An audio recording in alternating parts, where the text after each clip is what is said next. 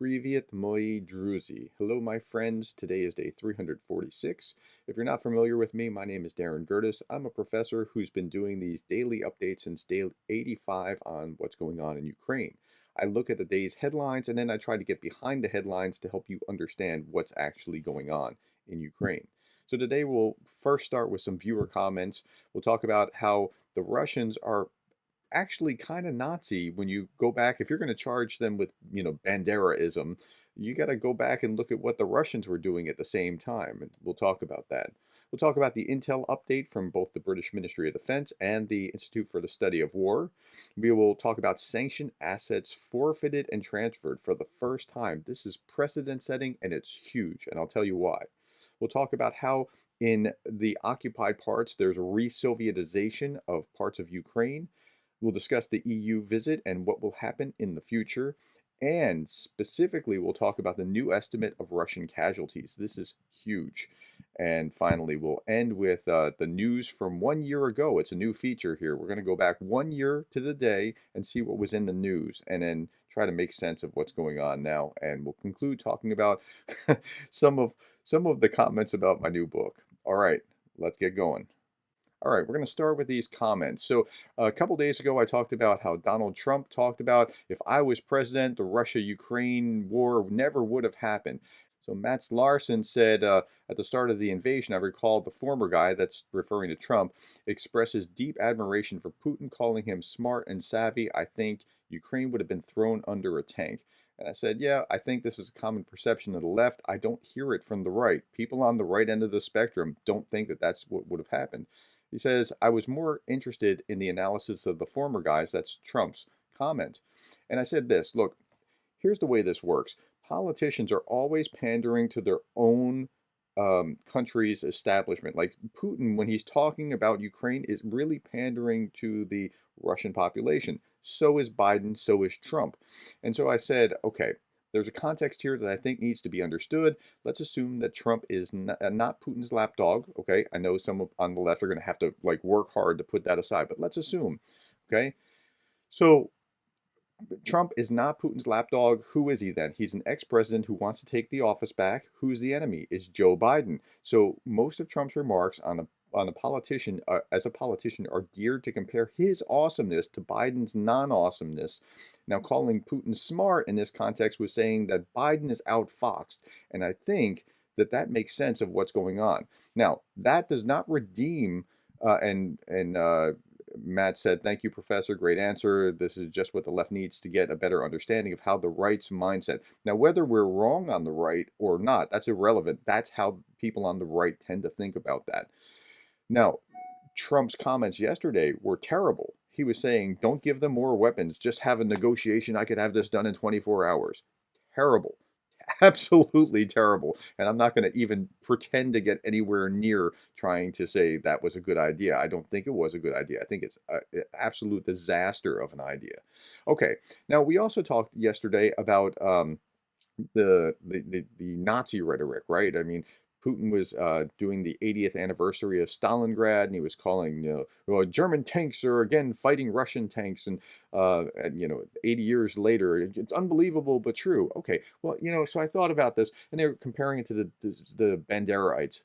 Stefan Bandera is held up as a hero not because he was associated with the Nazis, and he did fight with the Nazis, but he fought the Nazis against the Soviets because, and when was the time? Okay, on June 23rd, 1941, one day after German attack on the Soviet Union, Bandera sent a letter to Hitler arguing the case for an independent Ukraine. When? About 1941, and he had been with the Nazis for a few years at this point. But why was he okay with siding with the Nazis? The Holodomor. Look what Stalin had done to Ukraine in the 1930s, starving millions, right? So it's not unrealistic for him to want to, like, maybe this devil over here is better than that devil, which we know is a really bad devil, right? So let's put that in context. Now, let's also say, so this was 1941. When was the Molotov-Ribbentrop Pact, right? Remember? The Nazis and the Soviets were actually allies, or at least not aggressing toward one another, and they were dividing the world between them. Like, look, seriously, the treaty renounced warfare between the two countries. In addition to the stipulations of non-aggression, the treaty included a secret protocol dividing several Eastern European countries between the parties. So who's more Nazi? This guy over here who is simply trying to get Ukrainian independence, like he fought with him. That's true. There's no doubt about that. Or the Soviets who are actually working to divide up Poland and other countries in Eastern Europe with the Nazis until Hitler turned on them. Okay, so I just want to put that kind of thing in context because I don't want to let Putin get away with this. Okay, let's look at today's events with the Ministry of Defense from Great Britain. On 3 February 2023, Russian state news agency TASS reported that the Donetsk and Luhansk People's Republics, Zaporizhia and Kherson regions are being placed under the three-star command, which is headquartered in Rostov-on-Don. What's happening here is instead of having the Russian army and the DPR army and the LPR army and the Wagner group, they're trying to consolidate command. I think this is unfortunate. It's good for them. It's terrible for what will happen next because the unified command will make things work more efficiently. I don't want to see that, but they are doing what would be the right thing from their perspective, I think. The move highlights that the Russian military likely aspires to integrate newly occupied territory into a long-term strategic posture. That's the other bad news here is that they're thinking longer term now. But they do say it's unlikely to have an immediate impact on the campaign right now. But over time, it will have some effect. Okay, so two things here in the ISW. Biden administration finally announced officially the $2.2 billion military aid package. We talked about it a few days ago. This includes long-range HIMARS again in the form of ground-launched small diameter bombs or GLSDMs. This is going to have a significant effect on the battlefield, pushing the Russian supply lines back. Of course, the Russians just said, well, now we're just going to have to push the Ukrainians back further so they can't hit us. Well, if you could have done that, you would have done that already, but all right. Russian officials continue to perpetrate the information operation that the war in Ukraine is a direct threat to Russian security through legislative manipulations. Now, I started a segment today. Um, today's segment is just looking back 1 year today, like what happened 1 year ago today.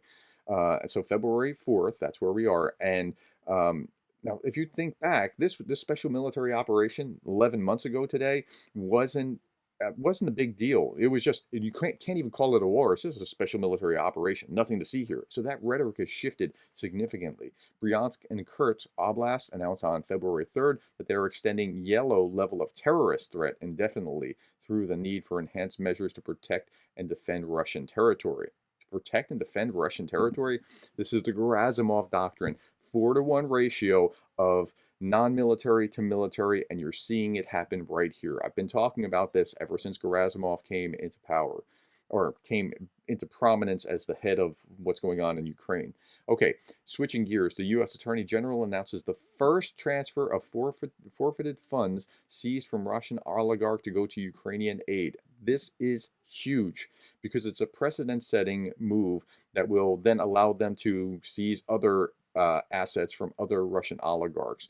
And today they're announcing this first ever forfeiture. It was an indictment designed designated Russian oligarch Konstantin Molodyev on charges of sanctions evasion. But this is going to set a precedent to allow them to do more. Forfeited funds will be transferred to the State Department to support the people of Ukraine. That's big. I'm just telling you, it's big. You're going to see a lot more coming down the pike. Okay, back in Ukraine, it's back to the USSR as Russia tries to destroy Ukrainian identity. They do this a lot, but here specifically how they're doing it, occupation authorities in Melitopol have announced mass renaming of streets in the city. For example, changing Jewish Street to the name of a Bolshevik leader in establishing Soviet power in the city. And they're doing that kind of thing more and more, trying to take this back and make it hard to undo later on, or harder to undo later on. This is just the way that they operate. Okay, Zelensky met with the leaders of the EU over the last couple days. They're not in the EU yet, but they're working at a rapid clip to get into the EU. Today, another summit of Ukraine and EU took place. It was held in Kyiv, our capital. We have quite specific agreements with our partners on how Ukraine will become even closer to the European Union. As the president noted, the EU has supported the Ukrainian peace. So this was the EU president noted the EU has officially supported Ukrainian peace formula, which is recorded in its final statement in the summit. So the peace formula that Zelensky had laid out, including security arrangements and Russians off their territory and things along those lines. We agreed on specific EU assistance to protect it. This is a significant diplomatic achievement, and we're doing everything to make Russia's aggression suicidal for her. And it has been suicidal for her. But more to the point, Zelensky has been firing on all cylinders on the diplomatic and communication front. He has just been absolutely remarkable as president of Ukraine during this time. Okay, let's switch gears to the big news. Here's the big news for today. Russian casualties in Ukraine near 200,000, according to the Wall Street Journal. And the Wall Street Journal is naming both US sources and Western European sources. They actually say between killed and wounded, you're up to about 180,000 plus, right? What does that mean? It's nearing 200,000. Now, that's amazing. Like, think about that. That's the entire force that the Russians entered Ukraine with to start. Like, they wiped out the entire Russian army that they started with in, like, not everyone that started, but maybe it's some of the newer people or whatever. They wiped them all out in less than a year. We're not even to a year yet. So, and here's the Ukrainian estimate. The Ukrainian estimate is 130,000 killed. And then you have a multiplier of wounded, and usually a multiplier of unit, a standard rule of thumb is 2 or 3. And it might be that it's a little bit lower because maybe there's more killed because you didn't get great. But no, nonetheless, even just double this and you're north of 200,000. So that's really, really significant. Okay, now, with that, Ukraine's, I'm going to switch gears and talk about what happened 1 year ago today. These are 3 headlines from 1 year ago today. Ukraine news from February 4th. This is February 4th, 2022. See the date here? Okay, the first troops deployed to Europe are showing up for NATO. The United States and European partners fear that Russia may be readying an attack on its neighbor given Moscow's massing of more than 100,000 soldiers near the two countries' shared borders. But the Kremlin denies such plans and instead blames Washington and NATO for undermining the region's security. Yeah, we're to blame. Okay, here's the New York Times 1 year ago yesterday. Okay, saying that the United States has acquired intelligence about what Russia plans to fabricate a pretext for an invasion of Ukraine using fake video that would build on recent disinformation campaigns, according to senior administration officials. And so they leaked this saying, like, well, now that we've leaked that that was the plan, they can't do it. And maybe they were planning to do it, maybe they weren't. I don't know. That's essentially what Hitler did when he invaded Poland. It was a pretext that, see, they're attacking Germans in Poland. Okay, the plan, which the United States hopes to spoil by making public, involves staging and filming fabricated attack by Ukrainian military either on Russian territory or against Russian-speaking people in eastern Ukraine. Russia, the official said, intended to use the video to accuse Ukraine of genocide against Russian-speaking people. It would use the outrage of the video to justify an attack. Or have separatist leaders in Donbass eastern region of invite a Russian intervention. That was 1 year ago yesterday. Here's 1 year ago today. Russia has roughly 130,000 troops, and that's going to balloon over the next few weeks, a year ago, into about 180,000. And that's about the number that the U.S. is very confident is killed or wounded, and same with Western partners. Russia has roughly 130,000 troops massed near Ukraine's border, and the U.S. Ukrainian officials say the Kremlin has said repeatedly it has no plans to attack. And Mr. Putin, while claiming the United States was trying to goad Russia into war, was less strident in his language in his appearance this week, leaving the door open for a future democracy or diplomacy. Okay. And so that's the news 1 year ago today. Okay. If you liked what you got here, like, subscribe. I'll be back tomorrow. I hope you will be too. If you want to support what I'm doing, if you think what I'm doing here is valuable, you can buy me a cup of coffee. You can read my book on Zelensky free on Kindle Unlimited if you have access to Kindle Unlimited. My new book just came out. Now, this trips some people out. A complete collection of Vladimir Putin's truth about Ukraine. Okay, it's $2.99 on Kindle. Now, if you read down into the description, you'll see all these talking points about how NATO caused the war and NATO sent 10,000 troops to Ukraine, Crimea joined Russia legally, and blah, blah, blah. But when you get down to the end, for every $2.99, the book is, if you think that this is too good to be true, you're right. The book is completely blank. It's a gag gift for your friends and family. For every $2.99 book sold, I'll see either 70% or 35% of the proceeds, but it's roughly $2 will be donated to Ukrainian relief. It's in different denominations. Different countries have different, like some can only do 35% and some do 70%, but on balance, about $2, the entirety of what I get will be donated to Ukrainian relief, less taxes.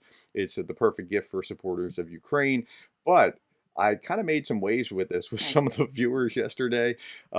This guy, Mark C., you're my new hero. So you made a book filled with all the Russian propaganda. Sounds like a bestseller in Russia, right? Like he didn't read the description and apparently hasn't known me long enough to know like I was up to something.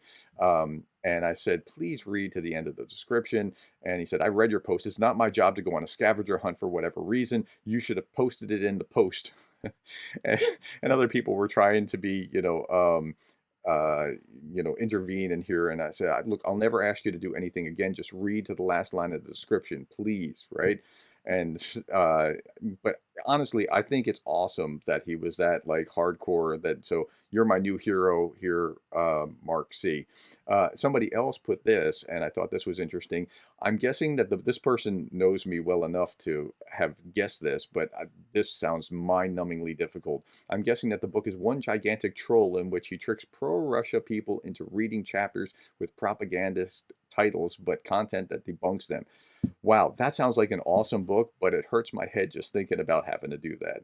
At any rate, thank you for your time. I really appreciate it. I'll be back tomorrow. I hope you will be. Thank you for being the kind of person that cares enough about Ukraine to have watched to this point in the video. I'll see you tomorrow.